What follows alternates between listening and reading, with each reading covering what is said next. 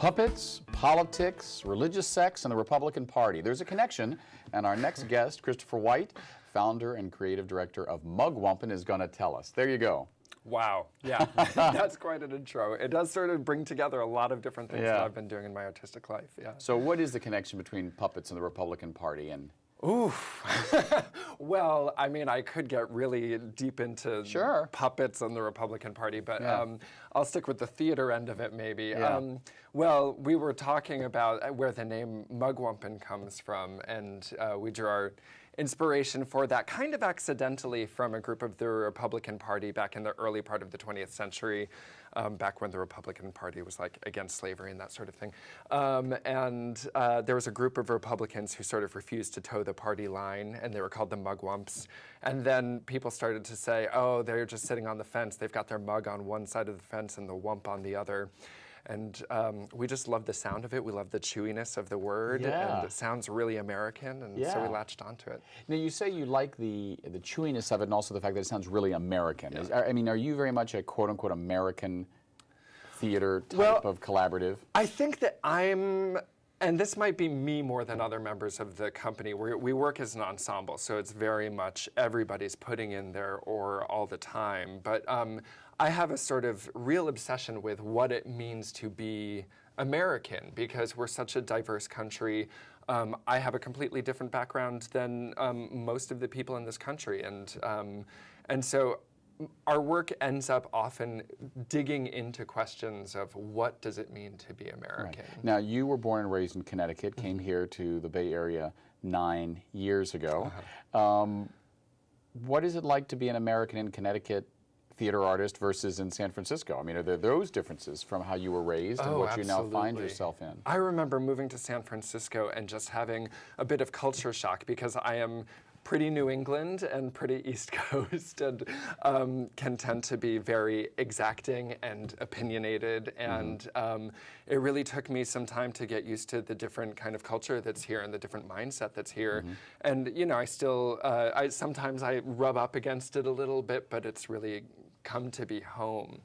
And creating theater here is, I mean, it's amazing creating theater here, because there's so much richness to the culture, and such a diverse place. I live in Oakland, and so I sort of get the flavor of Oakland and the flavor of San Francisco. And you've got a mug in San Francisco and a wump in Oakland.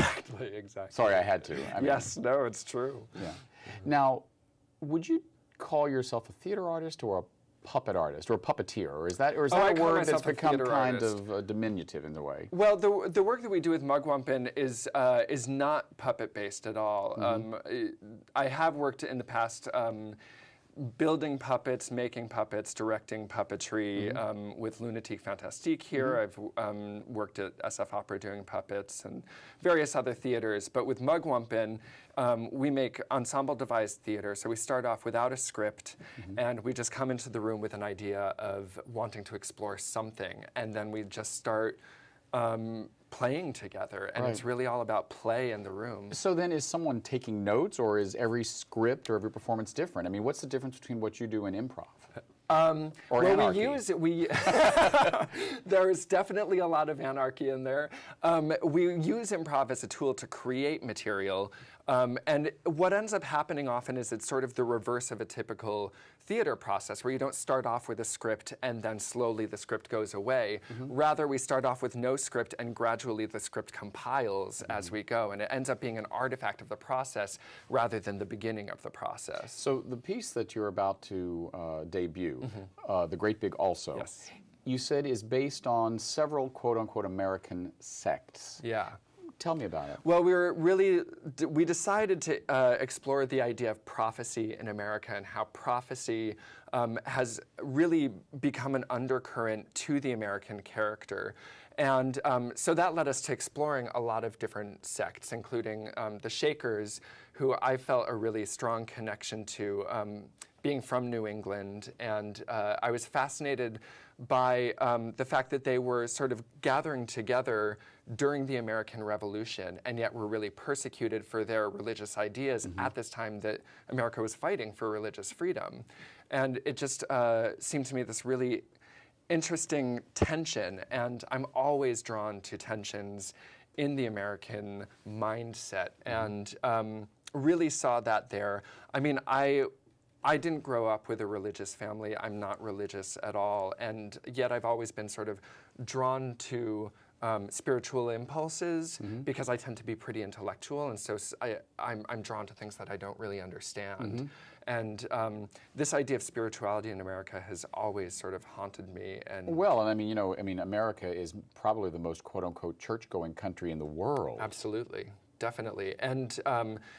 In our research, it's just been amazing to me to see how, going back to the Puritans, a lot of the Puritan ideas of, you know, living in end times and that the apocalypse was coming any day now, really inserted themselves into America's founding documents. I mean, the idea of forming a more perfect union comes straight out of a lot of those ideas. What is the connection between what you've learned about the Shakers, and I imagine there's some other sects that have informed this piece, The Great Big also, and say modern religions like what some people would say is a cult or a sect, Mormonism, which certainly is all about prophecy. Absolutely. I mean, there are some people that said that one of the reasons Mitt Romney seemed so surprised not to win the election was because there is a prediction of White Horse, which is a Mormon hero that was going to come and save America during a time of trial. Can you imagine? So there's still a prophecy in America.